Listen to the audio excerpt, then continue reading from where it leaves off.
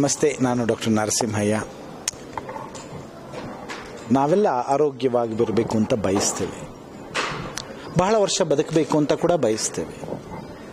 ಜೀವನದಲ್ಲಿ ವಯಸ್ಸು ಆಗ್ತಾ ಇದ್ದ ಹಾಗೆ ಕಷ್ಟಗಳು ಬರುವುದು ಸಹಜ, ಹಾಗೆ ಕಾಯಿಲೆಗಳು ಬರೋದು ಕೂಡ ಸಹಜ.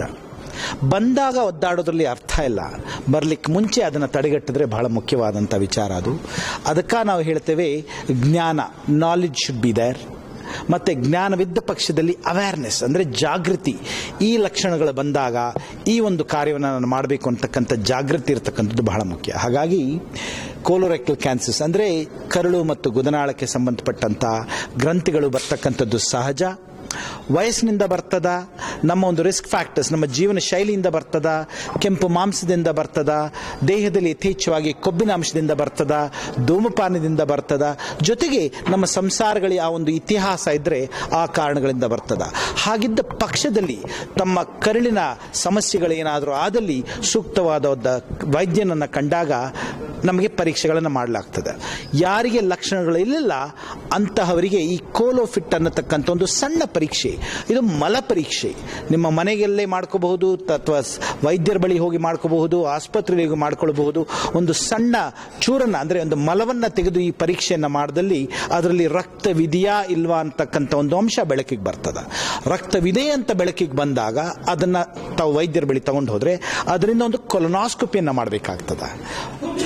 ಇನ್ನು ಒಂದು ಪಕ್ಷದಲ್ಲಿ ತಮಗೆ ಲಕ್ಷಣಗಳು ಇದೆ ಅಂತ ತಿಳಿದು ಬಂದಾಗ, ಏನು ಲಕ್ಷಣಗಳು?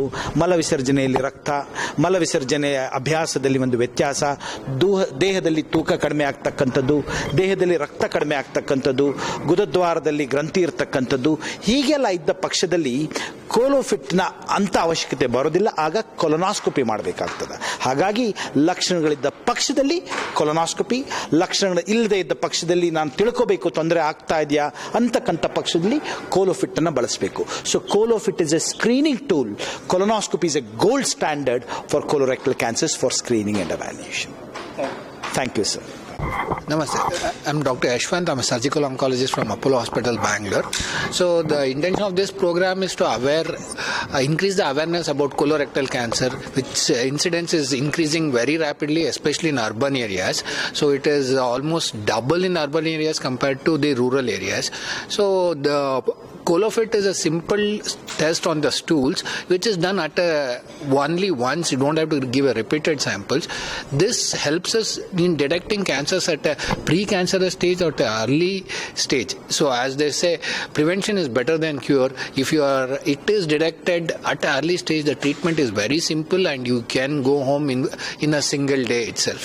So I would say promptly call on the population to get themselves tested for the ColoFit, especially if you are around the more than age of 50 years. Everybody, both males and females, to get it tested. Thank you. Hello, I am Dr. Sachin Shetty.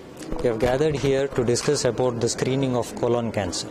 The methods used to screen the colon cancer are the fecal test and the colonoscopy test. The fecal test is called the fecal immunochemical test, which is a non-invasive test and easy to be done.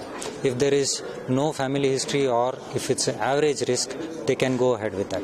If there is a family history or an inflammatory bowel disease or other risk factors, we can go ahead with the colonoscopy. The colonoscopy is a very effective screening test which detects cancers at a very early stage, and the advantage of colonoscopy is that you can handle the early cancer, early polyps at the same sitting, and you can remove them, avoiding the risk of cancer in further.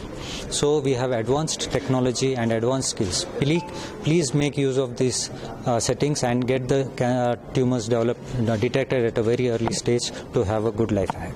Thank you.